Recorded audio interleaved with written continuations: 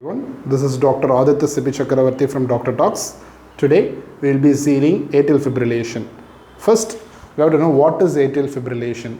Atrial fibrillation literally means a rapid, irregular electrical activation of the atrium leading to loss of atrial contraction. What happens is that there are two atriums, the right atrium and the left atrium. This atrium will contract, and this will cause the contraction of the atrium will result in emptying of the blood from the left atrium and right atrium to the corresponding ventricles. This is what is the mechanical contraction of this atrium. This mechanical contraction of the atrium will be preceded by an electrical activation. The impulse will starts from the SA node, will travel all through the atrium and forms the atrial depolarization. This is the normal physiology, and normally the atrial depolarization begins from the SA node and travels all towards the atrium in a uniform fashion. What happens in atrial fibrillation is that there is a rapid irregular atrial activation leading to atrial electrical activation leading to loss of mechanical contractions. The atriums will keep on fluttering, but there won't be any useful contraction. There will be just fluttering of the atrium. This fluttering of the atrium because of this rapid electrical activation is called as the atrial fibrillation. So first, what is the classification of atrial fibrillation? Basically, there are two types of atrial fibrillation clinically. They are what is called as the valvular and the non-valvular. It is important to know this valvular and non-valvular combination because the valvular atrial fibrillation, they are high risk of forming the thrombus and embolism. This valvular atrial fibrillation or atrial fibrillation secondary to a rheumatic heart disease, predominantly a mitral stenosis or a prosthetic valve heart disease, or it can be secondary to mitral valve repair or replacement, this mitral valve surgeries. If any of these three conditions are present, you have to call it as valvular atrial fibrillation. Then non-valvular AF, it means all these conditions, there won't be any RHD, there won't be any prosthetic valve, or there won't be any evidence of mitral valve replacement. When all these things are ruled out and the patient is still having atrial fibrillation, then you have to think in terms of non-valvular AF. The other terminologies that you need to know in atrial fibrillation are, what is a paroxysmal AF? Paroxysmal means the atrial fibrillation has got origin on its own and gets corrected on its own. It's paroxysmal. It comes and it goes on its own without any medical intervention. Usually, its duration is less than 7 days. In spontaneous onset and spontaneous conversion to normal sinus rhythm occurs in this paroxysmal AF. Then, what is called as the persistent AF? Persistent AF literally means the atrial fibrillation is more than 7 days duration and it never undergoes spontaneous conversion back to normal sinus rhythm, but this atrial fibrillation can be converted to normal sinus rhythm with the help of pharmacological or electrical cardioversion. That is persistent AF. Then permanent AF. The permanent AF is usually atrial fibrillation that is present more than 1 year and it cannot be converted to normal sinus rhythm with electrical cardioversion or pharmacological cardioversion. It is a permanent established atrial fibrillation. The other condition you have to know what is called as a lone atrial fibrillation. The lone atrial fibrillation occurs de novo. It is usually a young patient, less than 60-year-old patient who has got no cardiovascular problems, clinical or echo evidence of cardiovascular disease will be absent, no evidence of a respiratory lung infections, no evidence of any hypertension, on a normal heart.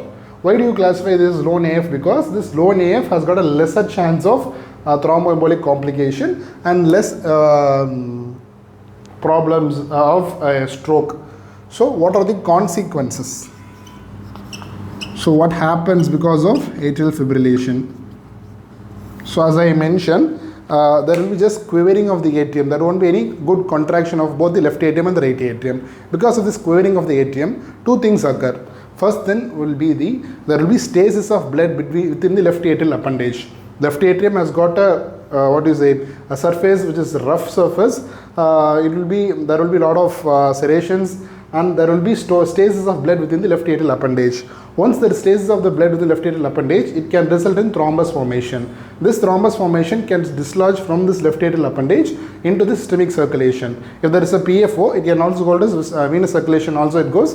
It can result, this thrombus from left atrial appendage can dislodge from the left atrial appendage and goes and causes the stroke by occluding the cerebral blood vessels. This is one problem. Secondly, because of the just the quivering of the loss of this atrial contraction, there will be decrease in the cardiac output. As we already know that 30% of the cardiac output, the atrial kick that is present in the because of the atrial contraction will be lost. There will be decrease in preload. ATMs are not able to compress, they just quiver. So this compression and that emptying will be decreased. Because of this low decrease, there will be signs of low cardiac output. Low cardiac output in the form of fatigue, palpitation, dyspnea, all these things can occur because of low cardiac output. And even syncope is very possible in low cardiac output. Third one will be there, a condition called as a chronic tachycardia can result in tachy-induced cardiomyopathy. Tachycardia-induced cardiomyopathy can be present in any chronic arrhythmias, and atrial fibrillation can also result in chronic arrhythmias. How atrial fibrillation is one of the most common chronic established arrhythmias. Now, we saw what is atrial fibrillation. We will now see why atrial fibrillation occurs. Usually, normally, from there will be SA node. Consider this is the SA node at the top of the right atrium. This SA node, this is the 4 atriums. This is the two right atrium, left atrium, RV and LV. An impulse that originates in the SA node will traverse all through the atrium, results in atrial activation, and this atrial activation will result in the formation of P wave of the ECG. That is this wave, the first wave, the P wave is because of this atrial depolarization. Then AV node, here this is the AV node. From the AV node, you know it is the bundle of His and Purkinje system supplying the ventricular myocardium. What happens is that rather than having its origin only from SA node, there will be multiple re-entrant wavelengths. There will be multiple re-entrant wavelengths. There will be multiple re-entrant wavelengths within the atrium. There will be multiple sites of re-entry within the atrium. This is because usually it will be seen at the site of entry of a vein into the atrium. Say at the site of entry of the pulmonary veins, or at the site of entry of the superior vena cava, or at the site of entry of the coronary sinus. Anywhere there will be this ectopic impulse generation. This atrial premature impulse will generate from any of these sites, and they will go. This atrial fibrillation will be sustained when there is atrial enlargement or when the atrium goes for any surgeries or scar tissues.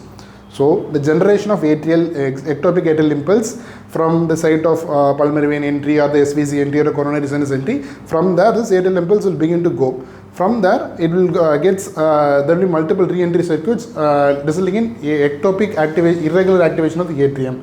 For this atrial fibrillation to become persistent, there should be some changes in the atrial morphology. Either the atrium will go for dilatation, so in the case of mitral stenosis or tricuspid stenosis, the atrium will go for dilatation, or it can be secondary to any atrial scars. During surgery, there is scarring of the atrium resulting in these findings.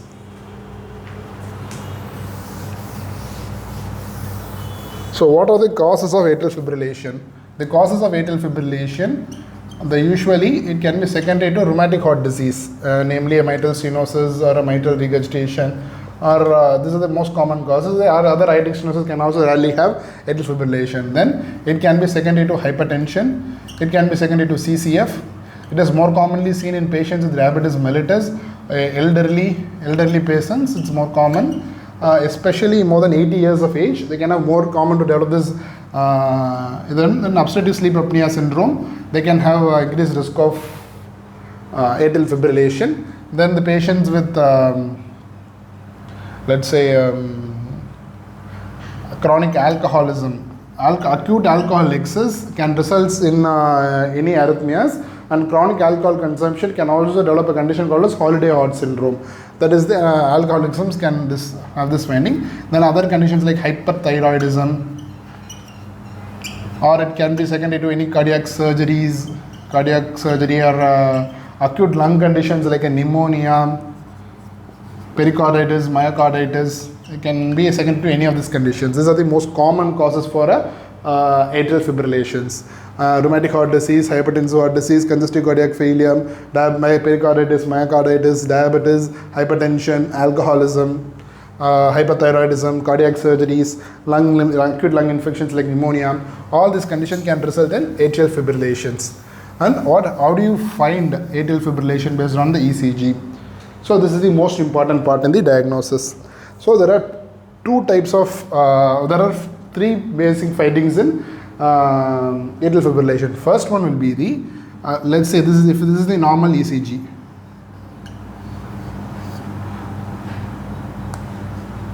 This is the normal ECG. This is the P wave, this is the QRS and T wave. What happens in atrial fibrillation is that this baseline membrane, there won't be any P wave will be absent because the atrium does not get depolarized. There will be multiple irregular laceration. This will be the present. Then the QRS as usual will be narrow QRS complex, and there won't be any problem with the T wave, and then there will be multiple irregular lacerations. Then the RR interval will be irregular. If it is normal, then the next RR interval will be delayed. So consider these findings. First one will be the undulating basement membrane. This is undulating basement membrane with an this is the fibrillatory waves. There won't be any morphological normal P waves. This abnormal irregular fibrillatory waves are called as the F waves. This is the most common findings. Then we will have then irregular RR interval. This irregular RR interval is because of the AV node from the atrium. The impulse to conduct into the ventricles can cross via only the AV node. Since the rate of conduction across AV node can vary, this RR interval can be vary. Sometimes it can be short, sometimes it can be long. It will be variable RR interval. This is the second finding. The third finding is sometimes there will be absence of P wave. See, this undulation of just the F wave, there won't be any morphologically normal P wave, will be usually absent. This is the third finding. Absent P wave, irregular RR interval, and the presence of F waves, and the QRS complex. QRS is usually narrow. The QRS complex will be narrow, less than 3 small boxes. This is the RBP morphology. This will be present more than 3 small boxes, and here there will be less than 3 small boxes only involved, and that is called as the narrow QRS complex, unless the patient has got some pre-existing right bundle branch block, or the patient is having a pre-existing left bundle branch block, or the patient is having some ectopic pathways in WPW, bundle of Kent pathway, if it is present. Other than that, the QRS will be usually normal. This is the classical finding seen in atrial fibrillation. Now the atrial rate in atrial fibrillation will be more than usually 350 beats per minute. So this is very narrow, just one small box will be there. So the atrial rate will be more than 350 beats per minute. The ventricular rate, this is the ventricular rate. The ventricular rate can be variable depending on the state of AV node. If it is parasympathetic overactivity, there can be decrease in ventricular rate. If there is sympathetic overactivity, there will be increase in ventricular rate. If the ventricular rate is less than 100, it is usually controlled ventricular rate or normal ventricular rate. The ventricular rate is more than 150, you have to think in terms of rapid ventricular response. Atrial fibrillation, the rapid ventricular response, the heart rate is more than 150, it can be variable. Anything between this range is possible. So other thing is that how do you calculate the rate in atrial fibrillation? Since the RR interval are irregular, this one is a short one, this one is a long one. So how do you calculate the heart rate in atrial fibrillation patient? That is, you have to calculate the number of R waves for a period of 6 seconds. 6 seconds means there will be 30 large boxes. 1 second is 5 large box, 6 seconds will be 30 large box. So in the 30 large box, how many number of R waves is present, you should be counting, and you should extrapolate that into 60 seconds, multiply by the 10 seconds. For example, if there are, consider let's say, you are counting 30 large boxes. In the 30 large boxes, you have find certain R waves, which are irregular. What is the heart rate? The 30 large box is equal to 6 seconds. 6 seconds will have 10 R waves, and 60 seconds into 10, there will be 100 beats per minute. This is the ventricular rate. So this is how we calculate the heart rate in patients with atrial fibrillation. The other one, what is called as the Ashman's phenomenon. Ashman's phenomenon means there will be, as I mentioned earlier, in the case of atrial fibrillation, this RR interval can be varying. One RR interval can be large, the next RR interval will be small. This large RR interval will have a long refractory period because of there will be slow heart rate. When this large RR interval is followed by a short RR interval, the next impulse when it is coming, the right bundle branch will be occupied by the pre-existing impulse. It will not be completely recovered from the pre-existing impulse. So you will have an RBB-like morphology of the second impulse. This is called as the Ashman's phenomenon.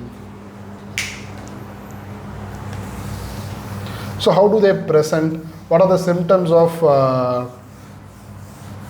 atrial fibrillation? Basically, the symptoms of atrial fibrillation are three things. First one will be the palpitation. Because of the increased heart rate, the patient can have sense of palpitation of the heart or uncomfortable awareness of one's own heartbeat. That will be present. The second one will be because of thromboembolism. This is because of they say blood stasis, blood clot formation between the right atrial left atrial appendage gets embolized, dislodged, causing stroke, or wherever it is embolized, it will cause organ occlusion, thromboembolism manifestation. Third one will be because of the LV failure. LV failure can cause dyspnea, orthopnea, PND, pulmonary edema. Those presentations are present. Then because of low cardiac output, fatigue, syncope, weakness, all these findings are present. So these are the usual symptomatology of atrial fibrillation. The signs will be, the first one will be the S1 intensity. This S1 intensity will be variable. Variable S1 intensity. They can be either loud and soft. If the RR interval is long, then S1 will be soft. If the RR interval is narrow, S1 will be loud. Then the S4 will be absent. Absent of the S4 because the atrium will not contract. There will be loss of atrial contraction and a loss of S4. Then the other finding will be the absent A wave in JVP.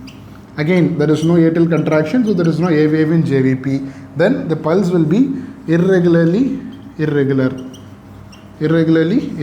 pulse, with the pulse deficit of apex pulse deficit will be more than 10. Apex pulse deficit is more than 10. That is calculated by simultaneously auscultating and looking for the pulse. The apex pulse deficit will be more than 10, more in the favor of atrial fibrillation. Then what else you can have? The intensity of murmur. You can differentiate MR from AS. Both of them will have MR will have a pansystolic murmur and AS will have an isosystolic murmur. To differentiate these two, following a long RR interval, the murmur of AS will increase in intensity, whereas an MR murmur will have no increase in intensity. So these are the clinical findings of patients with atrial fibrillation. So how do you treat an atrial fibrillation patient? The treatment, there are three parts. Either if the patient rate control, rhythm control, and preventing the thromboembolism. What is the problem? That is high atrial rate, and because of the high conduction to the ventricles, there will be high ventricular rate.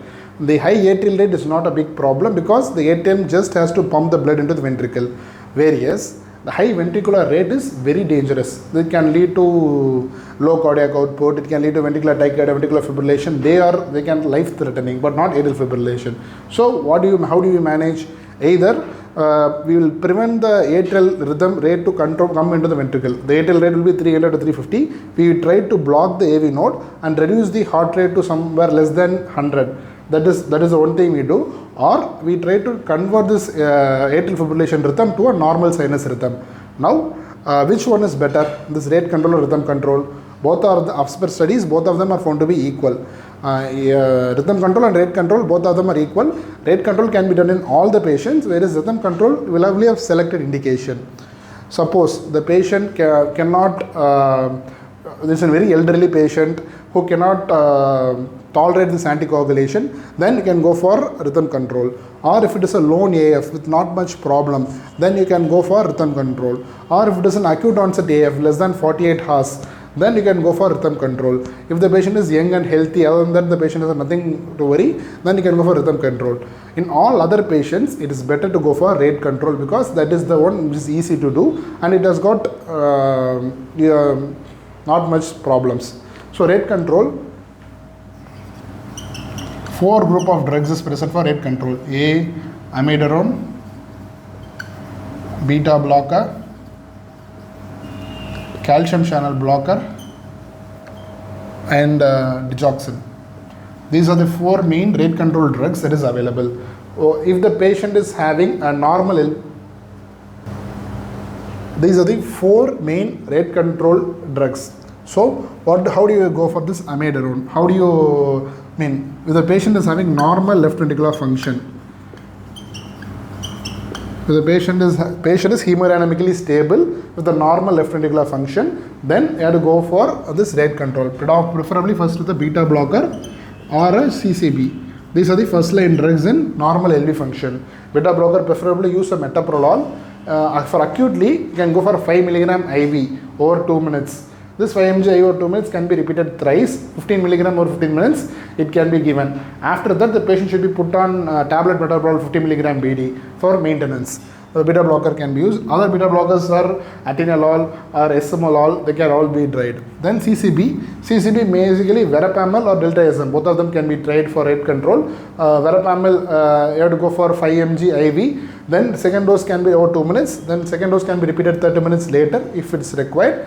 Then it should be put on maintenance dose of 80 mg BD, verapamil.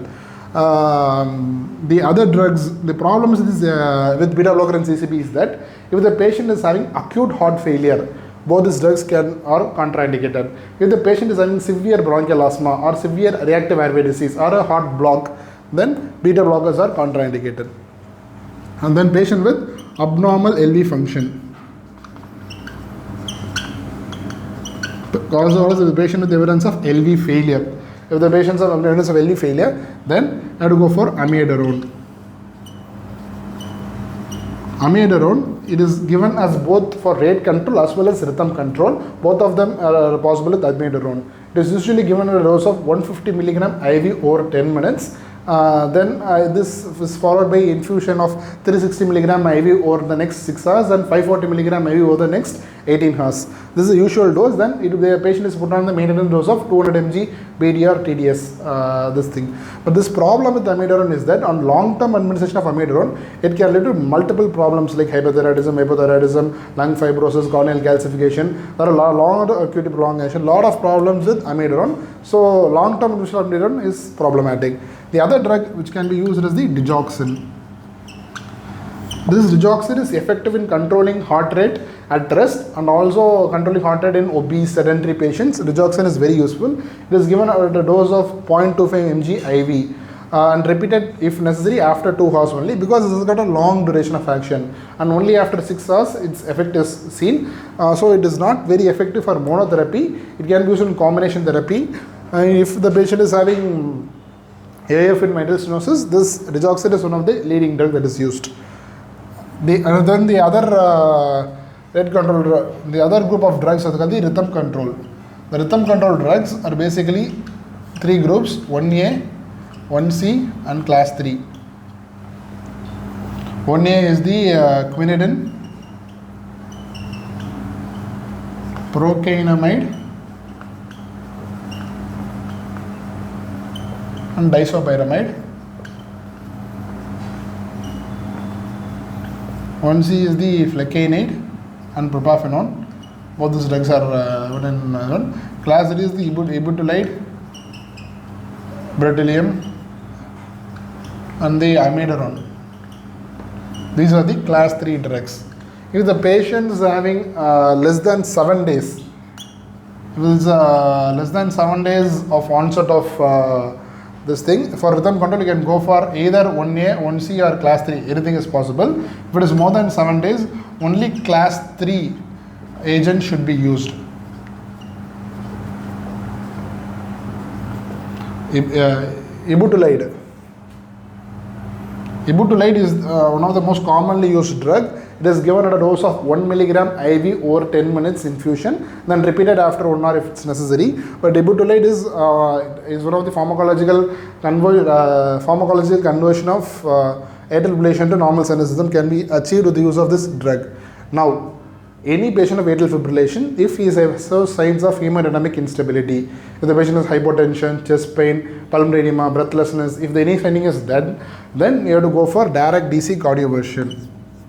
DC cardioversion should be done in all cases of hemodynamic instability. Only hemodynamically stable patient you can go for these things. If the patient is having hemodynamically unstable, straight away take the patient for DC cardioversion. What are the other things? You can go for something called as MACE procedure. MACE surgery can be done as a treatment of atrial fibrillation. There will be scarring of the areas, and that can lead to dissolution of atrial fibrillation. Then the patient can go for radiofrequency ablation, which is very difficult in atrial fibrillation because there is multiple site of origin that is not well done. You can isolate the pulmonary veins, radiofrequency ablation or surgical isolation of pulmonary veins. If it is the source of origin, then that can also be very effective in controlling the atrial fibrillation. Then coming to the last one, how do you anticoagulate the patient with atrial fibrillation?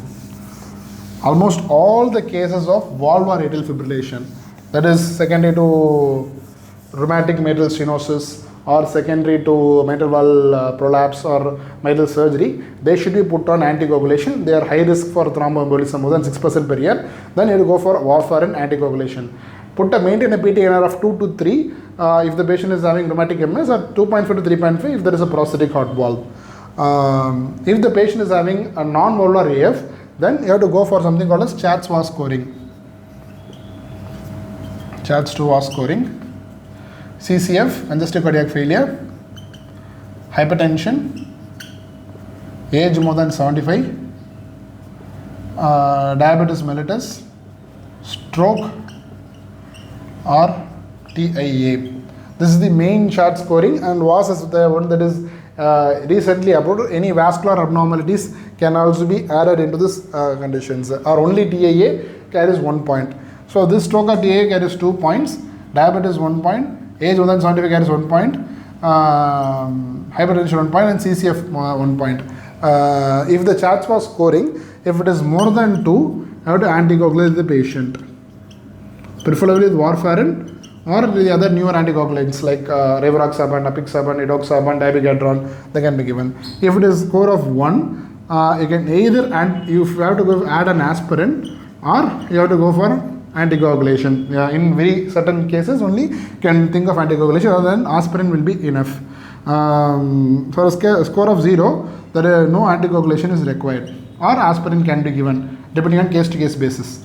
This is only a relative relative thing, but mostly we try to put the patient on anticoagulation. If there is any established permanent atrial fibrillation, we most often try to put the patient on anticoagulation if he is having 2 or more of these risk factors. If the patient is having low atrial fibrillation, then he can be put on just aspirin alone, or no treatment can also be tried. So, summing up our discussion, atrial fibrillation means disorganized electrical activity of the atrium, loss of mechanical contraction of the atrium. ECG shows absent P wave, irregular RR, and the patient showing evidence of flutter F waves can be present. Causes secondary to rheumatic heart disease, mitral stenosis, usual cause, or dilated cardiomyopathy. This is the other causes. Then the patient try to put on the rate control, rhythm control, depending on his characters. Rate control, beta blocker, CCB, digoxin or amiodarone. Rhythm control, it is ibutolide or amiodarone, or 1A and 1C agents. They can be tried. If the patient is hemodynamically unstable, go for cardioversion. If the patient is hemodynamically stable, you can try all this drug. Put the patient on anticoagulation. Before summing up, how do you anticoagulate the patient before cardioversion? That is important thing. If the patient, ideally, you have to anticoagulate the patient for 3 weeks, then cardiovert followed by anticoagulation for next 4 weeks.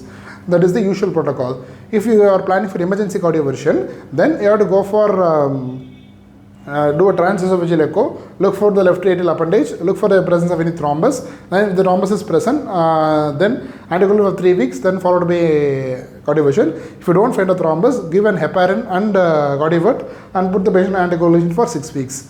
This is the usual protocol. So this sums up my discussion on atrial fibrillation. I hope you like this discussion. If you like this discussion, I would like you to subscribe to my channel, share this discussion with your friends, and help the knowledge of medicine spread. Thank you.